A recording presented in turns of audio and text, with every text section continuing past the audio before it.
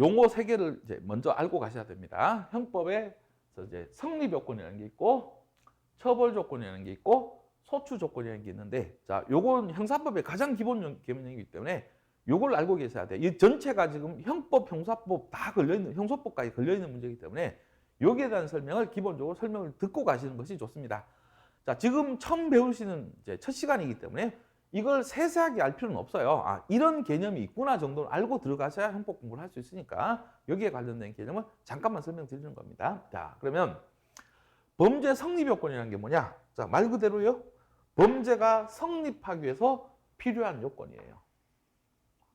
어떤 요건을 갖추면 범죄가 성립하느냐? 이걸 성립 요건이라고 하는 겁니다.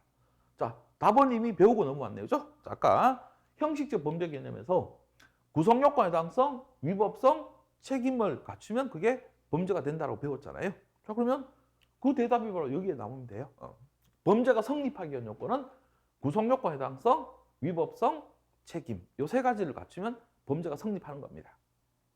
자, 그다음에 여러분 형법 공부하실 때 잘 이제 오늘 그냥 처음 이제 용어라고 생각하시고요. 편안하게 들으세요. 몰라도 큰 상관없습니다. 자, 구성 요건 해당성, 위법성, 책임 이 세 가지를 갖추면 이제 범죄가 성립하는데, 자, 그러면 갑자기 그럼 책임부터 검토하고 뭐 갑자기 위법성부터 검토하느냐? 그게 아닙니다. 형법은 반드시 순서대로 검토를 해 가셔야 돼요. 자, 구성 요건 해당성이 인정되느냐를 확인해서 구성 요건 해당성이 인정되면 그 다음 단계는 위법성 단계로 넘어가는 겁니다. 만약에 구성 요건 해당성이 없다고 확정이 돼 버렸어요. 그러면 그냥 거기서 바로 끝난 거예요. 무죄로 끝난 겁니다. 형법에 있는 어떤 조문에도 안 걸리잖아요. 그 죄가 되지 않잖아요. 무죄로 끝나는 겁니다. 자, 그 다음에 어떤 조문에 하나 해당해서 구성 요건 해당성이 인정이 돼요. 그럼 그 다음 단계에 뭐죠? 위법성을 검토하는 거예요. 역시 여기서도 위법하면 책임 단계로 넘어가는 거고, 위법하지 않으면 그게 구성 요건에 해당하지만 사람을 체포하긴 했지만 그게 형사소송법에서 허용해준 이제 적법한 체포에서 그게 위법성이 조각되면, 자, 그럼 그때는 뭐죠? 무죄잖아요, 무죄. 또 끝나는 거예요, 여기서. 다음 단계에 넘어가지 않습니다. 자, 위법성 인정되면 그 다음 단계 책임으로 넘어가는 거예요. 자, 책임으로 넘어가서 책임을 이제 검토해 봤더니 책임 인정돼요. 그러면 구성 요건 해당성 인정돼서 위법성으로 넘어왔고, 위법성 인정돼서 책임으로 넘어왔잖아요. 책임과 인정되잖아요. 그러면 범죄 성립 요건, 구성 요건 해당성, 위법성, 책임이 다 인정되네. 자, 그럼 범죄가 성립한 거예요. 자, 그 범죄는 죄가 되는 거니까 유죄가 되는 겁니다. 죄가 되는 겁니다.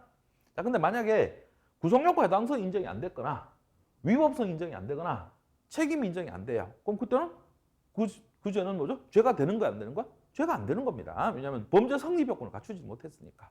자, 그러면 이 성립 요건 중에 하나라도 안 갖추지 어떻게 돼요? 죄가 돼, 안 돼? 안 되는 거죠. 자, 그러니까 우리 형소법을 배울 거예요. 자, 법원은 이 세 가지 요건 중에 하나가 안 갖춰지면 죄가 안 된다는 판결, 그걸 우리가 무죄 판결이라고 하죠. 무죄 판결이라고 하는 겁니다.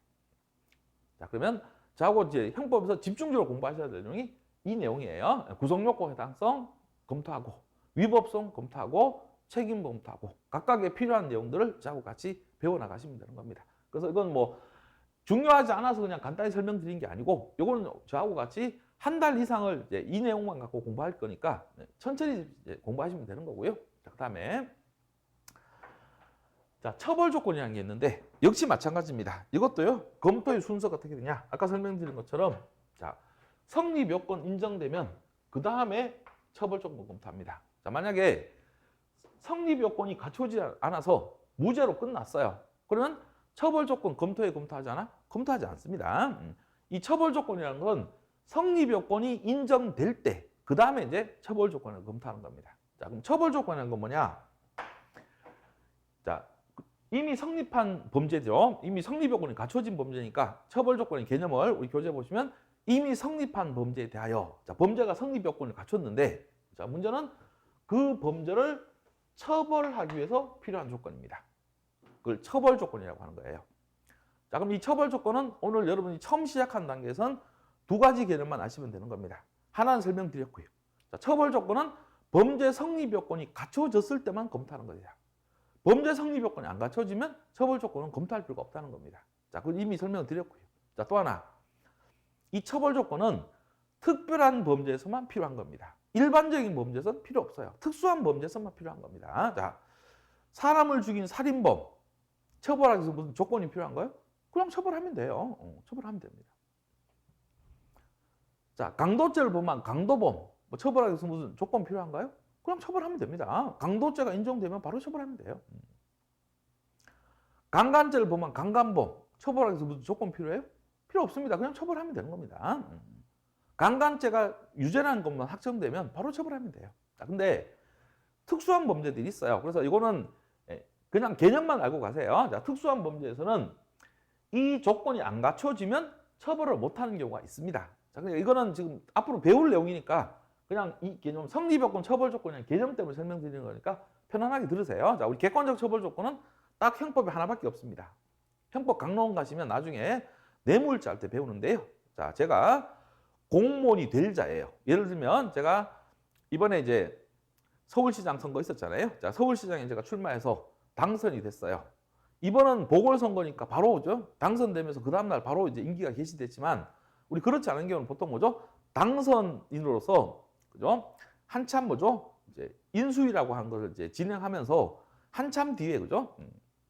취임을 하는 거잖아요. 그러면 제가 서울시장에 당선만 된 상태에서 아직 취임하기 전인데 어떤 업자 만나갖고요.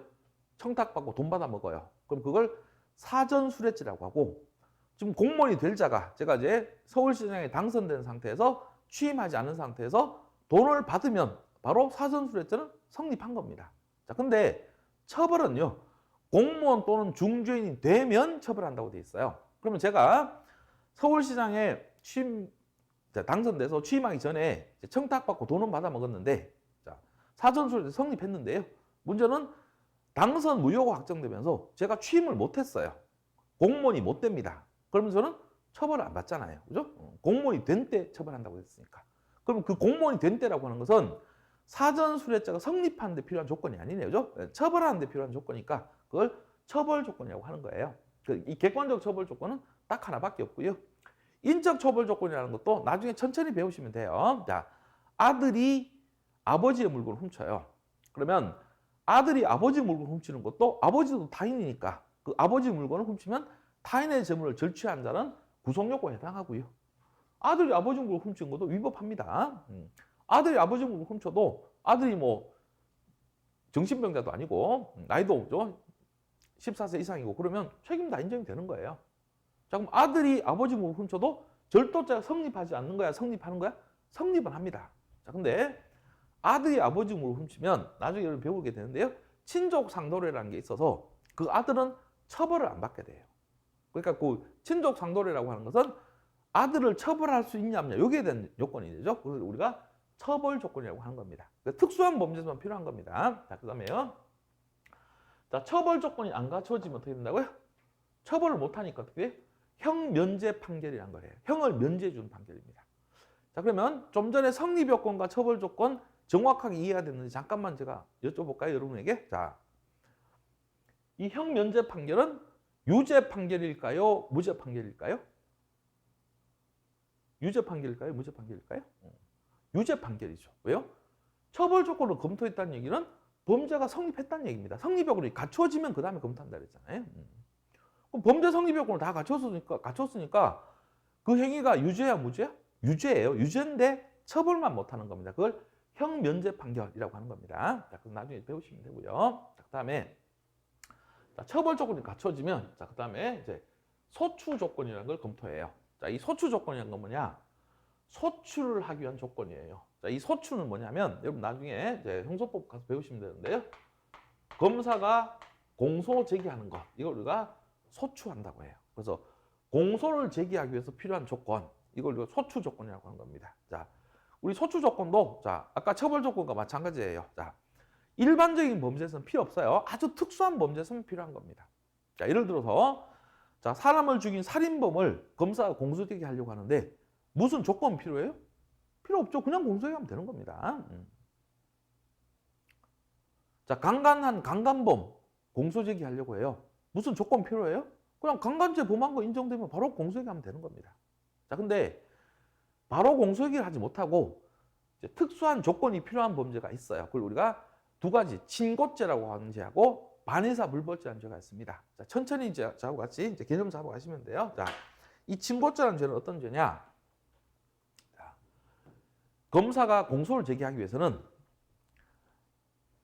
피해자가 고소를 해야 됩니다. 이 고소를 안 하면 공소 제기를 못하는 범죄.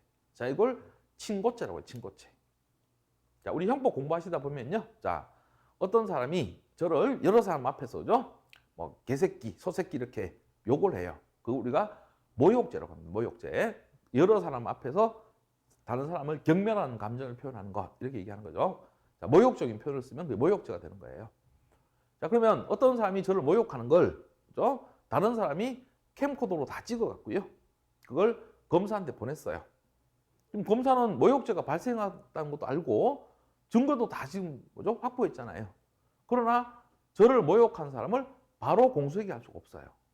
친고죄이기 때문에 모욕죄는. 그래서 제가 그 사람을 고소하면 그때는 공소제기할 수 있고요. 고소를 안 하면 공소제기를 못하는 범죄입니다. 그걸 우리가 친고죄라고 해요. 그래서 형법에 딱 4개밖에 없습니다. 자, 그러면 오늘 여러분은 저하고 같이 뭐만 확인하면 되냐? 아, 이 친고죄라는 죄는 고소를 안 하면 공소제기를 못한다. 이 개념만 잡으시면 되는 거예요. 자, 그다음에요. 자, 반의사 불벌죄라는 게 있습니다. 이 반의사 불벌죄라는 건 뭐냐면, 자, 피해자의 의사에 반해서는 불벌, 처벌할 수 없는 죄라는 뜻이에요. 자, 그럼 이 의사가 뭐냐? 피해자의 의사가 처벌을 원치 않는다는 의사표시예요. 그걸 이제 어려운 말로 처벌 불원의 의사표시라고 합니다. 쉬운 말로 바꾸면요. 자, 가장 대표적인 범죄가 자, 우리 이제 강론 들어가면서 바로 배우게 될 폭행죄예요. 자, 제가 어떤 사람을 두들겨 팼어요. 자, 그럼 폭행죄는 친고죄는 아니니까 뭐 고소는 없어도 상관없는데요. 문제는 자, 그 피해자가 이제 뭐냐면 수사기관이나 법원에다가 자, 저는 피고인의 처벌을 원하지 않습니다라고요. 처벌을 원하지 않는다고 의사표시를 해버리면 그때는 거기에 반해서는 처벌을 못합니다.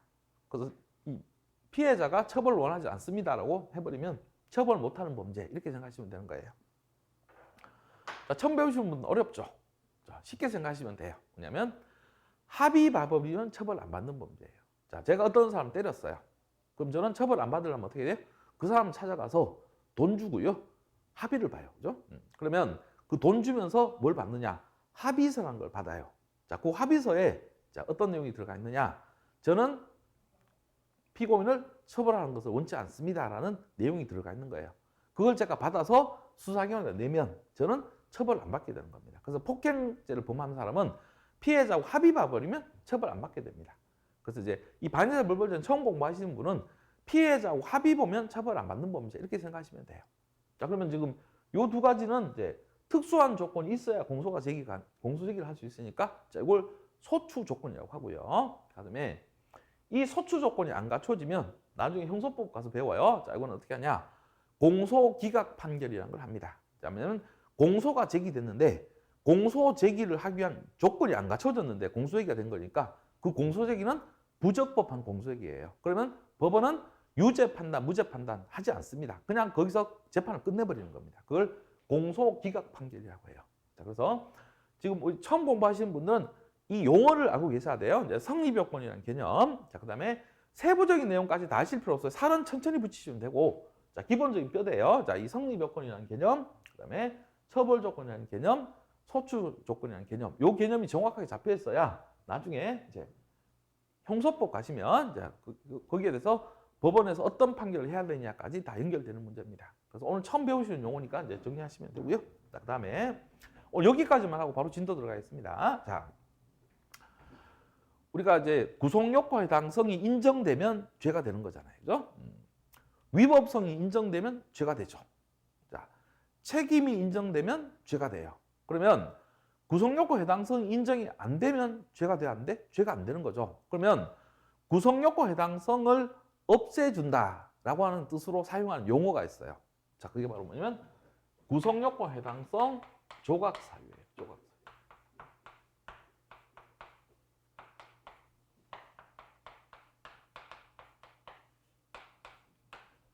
자, 그 다음에요.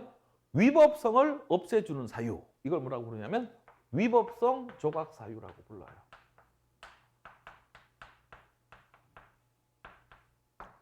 그다음에 책임을 없애주는 사유. 이걸 우리가 책임 조각 사유라고 부릅니다. 자, 여기도 지금 조각이란 말이 들어갔고요. 여기도 조각이란 말이 들어갔고 여기도 조각이란 말이 들어갔습니다. 자, 이 조각이란 말은 어려운 말이 아니에요. 자, 한자로 쓰면 어려운 한자인데 쉬운 말로 바꾸면요. 없애는 걸, 소멸시키는 걸 우리가 조각이라고 해요. 다른 말로 배제시키는 거죠. 그걸 우리가 조각이라고 하는 겁니다. 자, 그러면 구성요건 해당성 조각 사유라는 건 뭐죠? 구성요건 해당성을 없애주는 사유라는 얘기예요. 그러면 이 구성요건 해당성 조각 사유라는 게 있으면 구성요건 해당성이 없어지니까 죄가 되는가 안 되는가? 죄가 안 되는 거죠. 자, 그다음에요. 위법성 조각 사유는 어떤 뜻이라고요? 위법성을 없애주는 사유예요. 그 위법성이 없어지면 죄가 되는 거야 안 되는 거야? 죄가 안 되는 거죠. 자, 그래서 위법성 조각 사유 있어도 무죄가 되는 겁니다. 자, 책임을 없애주는 사유를 책임 조각 사유라고 하고 책임이 없어지면 죄가 안 되잖아요. 이것도 역시 뭐죠? 책임 조각 사유라는 게 있으면 무죄가 되는 겁니다. 그래서 이 구성요건 해당성을 없애주는 사유를 구성요건 해당성 조각 사유, 위법성을 없애주는 사유를 위법성 조각 사유, 자, 책임을 없애주는 사유를 책임 조각 사유라고 부른다라는 용어예요. 자, 요 개념까지 이제 이해를 하시고 가시면 되겠습니다. 그래서 이 세 가지 중에 하나라도 조각이 되면 없어지면 그때는 어떻게 돼? 죄가 안 되는 거죠. 죄가 안 되는 겁니다.